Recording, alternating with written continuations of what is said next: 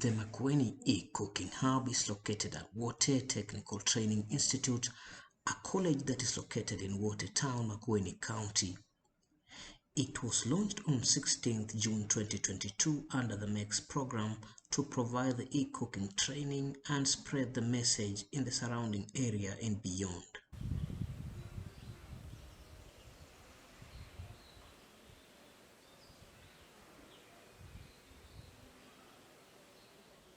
But if it's meant to be for the public, why is it located inside a learning institution that has security protocols that limit public access?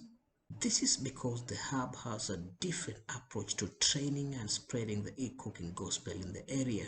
Mr. Ben Kimuyu, the head of hospitality department at the institute, takes us through their approach to e-cooking sensitization. Okay, my name is Benson Kimuyu, the head of department hospitality and institutional management in Wote Technical. And apart from Wote Technical, this is the Makueni e-cooking hub, which was launched in June 16th, 2022. Since the launch, what were the things that we were looking at? In the launch, ours was not a community-based activity, as much as we were saying that it's a launch that is supposed to preach to the community. But we decided that ours is supposed to be unique in several ways. One, the community is the students that we are training in the department. And that's why once we got the EPCs, we have mainstreamed them in the normal training. Despite the challenge that in the normal cooking, we are using a curriculum whereby they are developed recipes and procedures that we are supposed to use. Yet these ones are programmed to use their own procedures. So we are trying now to infuse now the use of the EPCs on our normal curriculum. Who are our target? Our target are the students whom we are training in the department. That is the student and also the trainers. How are we creating the knowledge base of the student? 10 champions were trained during the launch. And who are these champions? It was some trainers, technicians, and students trained. And also we had an electrical person to offer the technical support in terms of electric gadgets. So those are the people I'm defining as the champion within our institutions. Then how do we make sure that the students, what approach have we used to ensure that the students are able to use them? Initially, there was a very big challenge of acceptability. Why? Because each and every trainer was saying, I'm using a syllabus, which is guiding me on what I'm supposed to use. So the champions that we trained as the students are the ones who assisted us to show that even if we are using a curriculum, then they can be used. He says that since he adopted the e-cooking technology, it has served him well. Then we were able to show the advantages. Because I said before we started using them, we were using 135 kgs of gas per week. Once we have started using them, even we can not be able to quantify the usage of the gas has reduced. Because I used to buy on a weekly basis. Unapata now, if I'm buying after either 10 days or 14 days, which means the usage has gone down. So we can be able to fully utilize the e-cooking appliances in the cooking. We can even do away with gas. Can even do away with the normal electric cookers, which are consuming so much power. I cannot be able to justify on the use of the electricity within the institution setup because we have not yet acquired the gadgets that we've been using to measure how many units have we used. But I can be able to give I can be able to give a testimonial from the house aspect. In the house aspect, I still have the same because I was a beneficiary of the same. In the house, I used to use 13 kgs of gas within 30 days. But by the use of the EPCs, I'm now using the same 13 kgs of gas within 90 days.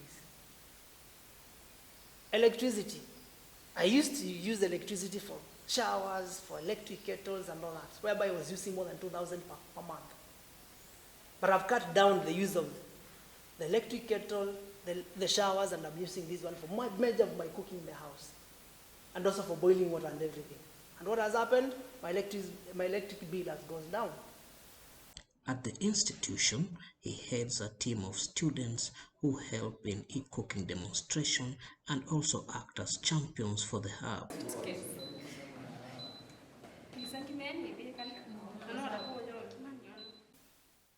Here we are preparing some kamba dishes.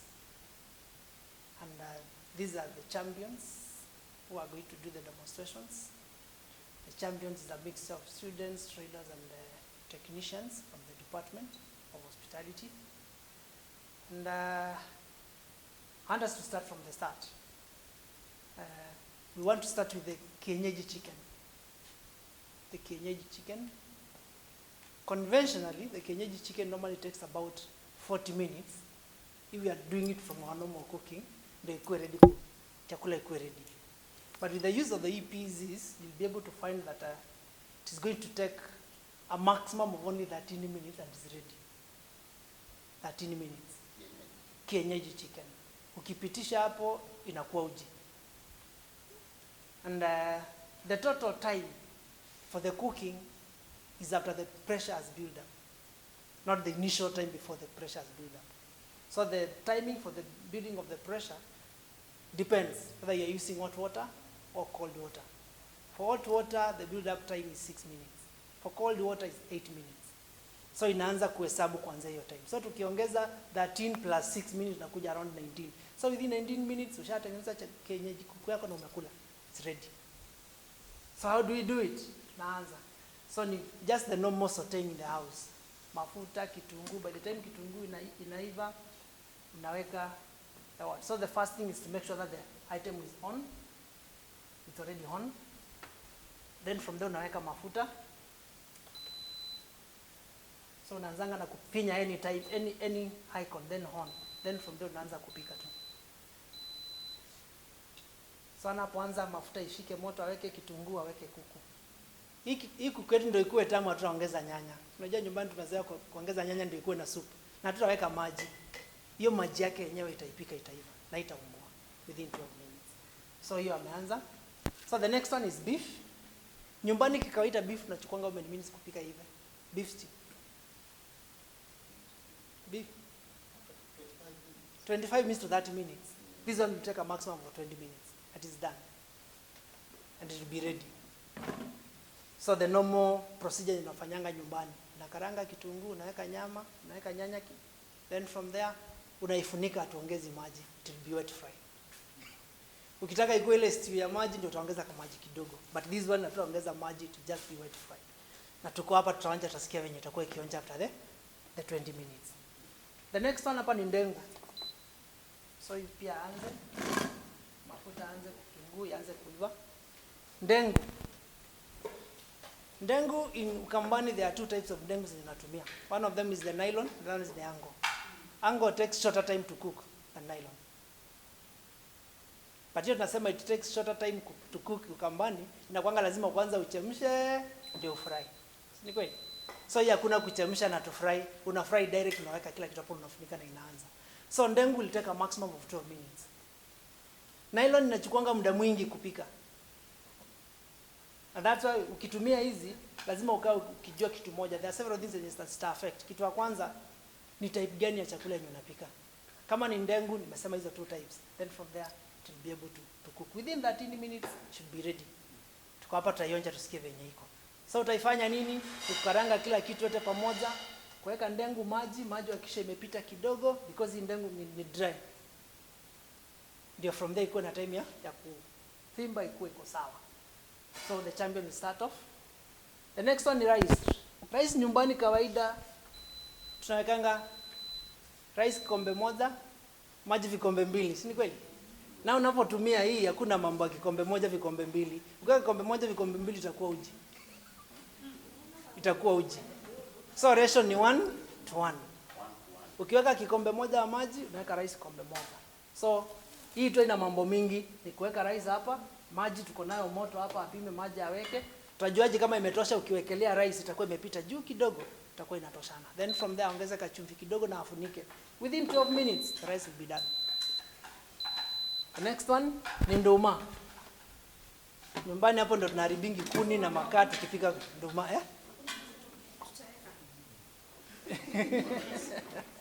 Nduma. That's the arrow roots. Kikawaida nyumbani unatumianga 25, almost 45 minutes by the time zichemuke. Na ushinda ukidunga uone kama imeiva. Hii tumefanya trial. Tulianza na dakika 10 tukapata hivi. Tukaenda dakika 20 tukapata imekuwa uji. So tukaanza ku balance what could be the best timing. So after trial and error tumepata the best timing that you can be able to do nduma again is 13 minutes. That's after trial. Because mbeleni ulikuwa unapika hivi. Unapitisha inakuwa uji. So we had now to come up with the balancing and coming up with the what. So the nduma ni kuchemsha tu na kuweka chumvi kidogo, then from there it is done. Then next hapa ni githeri yenye inakuja saa hii. Hiyo tunaongea mambo ya githeri, tunaongea mambo ya githeri ikiingia. So he takes us through some challenges faced by the hub in its operations. Okay, the challenges that we have faced, I'll not talk about finances. I'll talk about now the normal challenges that we have. One of them is acceptability.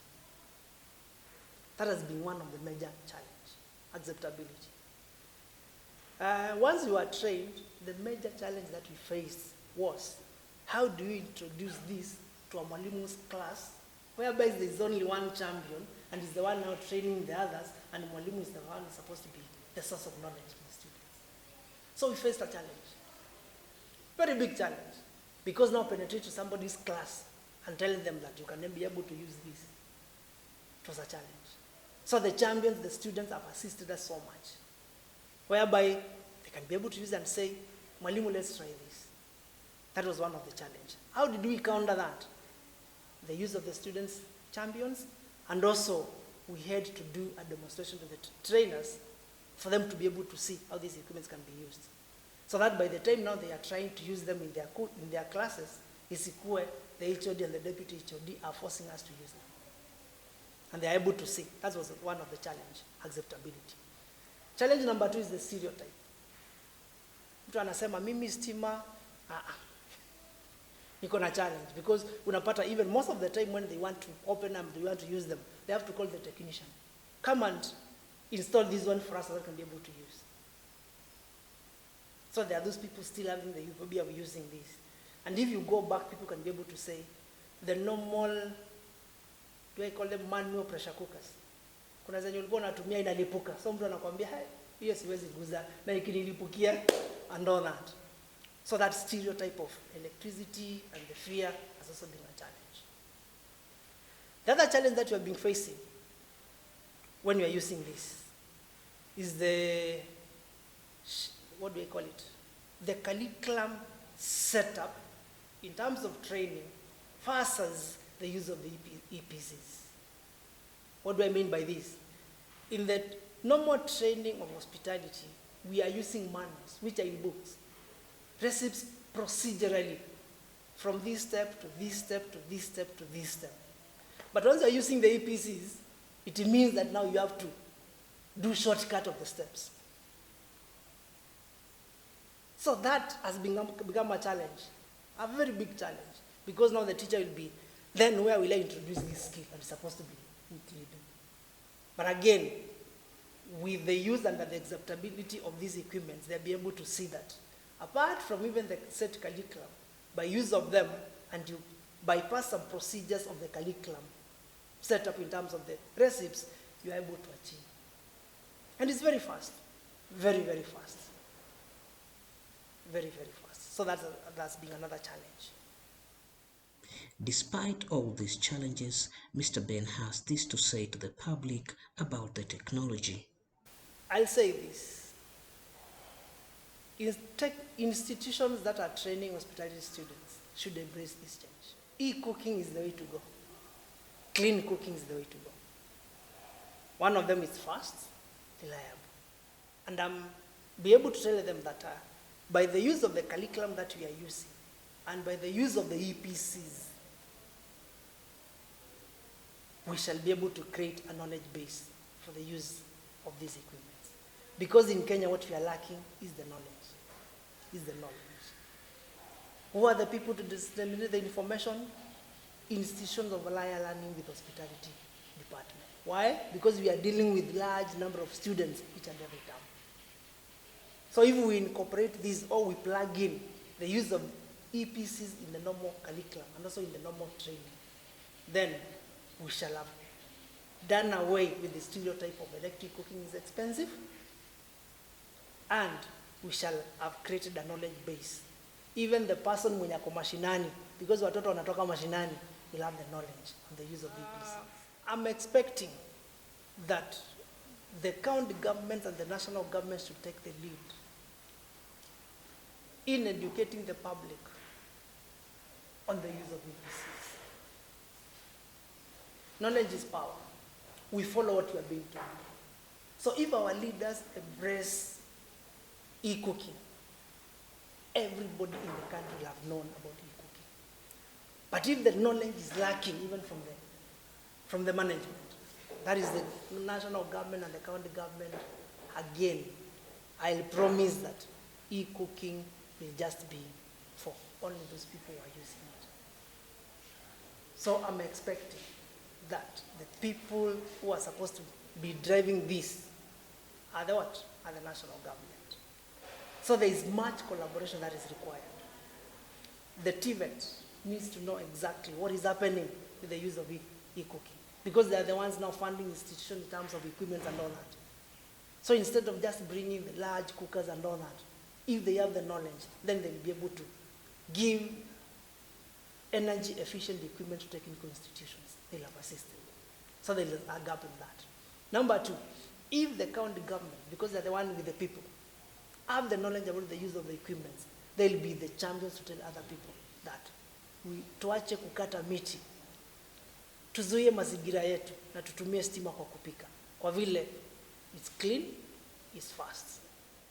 Ladies and gentlemen, this is just one of the functioning hubs that have been launched under the MEX program.